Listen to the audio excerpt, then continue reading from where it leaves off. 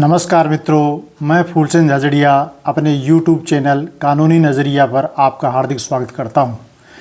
आज कानूनी विषय पर चर्चा के क्रम में हम ये देखेंगे कि कोर्ट में गवाह किस प्रकार शपथ लेकर बयान देता है।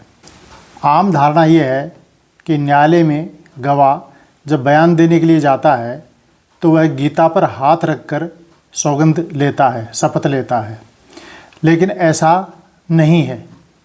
गीता पर हाथ रखने का, कुरान पर हाथ रखने का या बाइबल पर हाथ रखने का कोई प्रावधान नहीं है, केवल ईश्वर की शपथ ली जाती है। अब ये धारणा कैसे उत्पन्न हुई? पहले जब राजा महाराजाओं का समय था तब हाथ में गंगा जल लेकर के या और किसी प्रकार से शपथ लिया करते थे।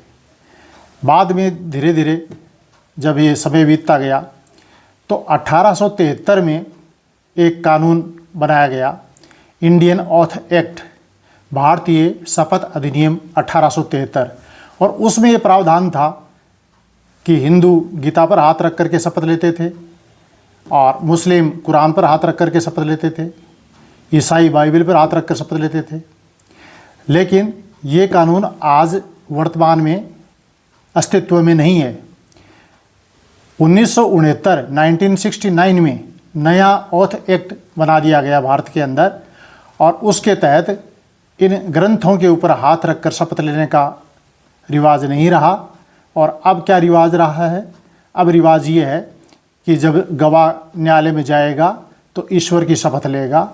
और क्या शपथ लेगा? वो ये कहेगा कि मैं अमुक ईश्वर की शपथ लेता हूँ कि जो कुछ कहूँगा सत्य कहूँगा, संपूर्ण सत्य कहूँगा और सत्य के अलावा कुछ नहीं कहूँगा। ये शपथ ली जाती है। अब इस शपथ से छूट किसको है?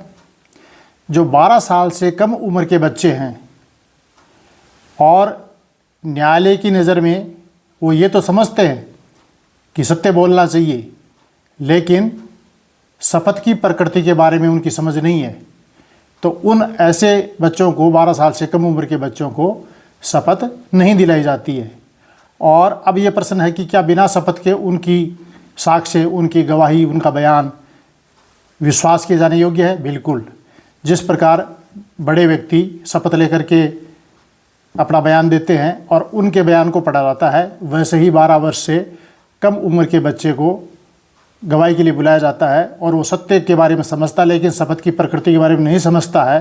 तो उसके द्वारा बिना शपथ के जो बयान दिया जाता है उसको भी उसी भांति साक्ष्य में पढ़ा जाता है, जिस भांति बड़े व्यक्ति की साक्ष्य शपथ पर लेकर पढ़ा जाता है। तो ये शपथ के बारे में एक भ्रांति थी जो मैंने दूर करने की कोशिश की है। और सत्य कहूँगा, संपूर्ण सत्य कहूँगा, ये ऐसा क्यों कहा गया? संपूर्ण सत्य मतलब है कि आंशिक सत्य नहीं, कि सत्य कहूँगा फिर एक बात तो सत्य कही दूसरी सत्य नहीं कही, ऐसा नहीं। इसलिए कहा गया मैं जो भी कहूँगा सत्य कहूँगा, संपूर्ण सत्य कहूँगा, सत्य के अलावा कुछ नहीं कहूँगा। आशा है गवाह बयान देते समय कोर्ट में किस प्रकार शपथ लेता है इस बात को आप समझ गए होंगे। यदि चैनल आपको पसंद आया हो तो सब्सक्राइब करें।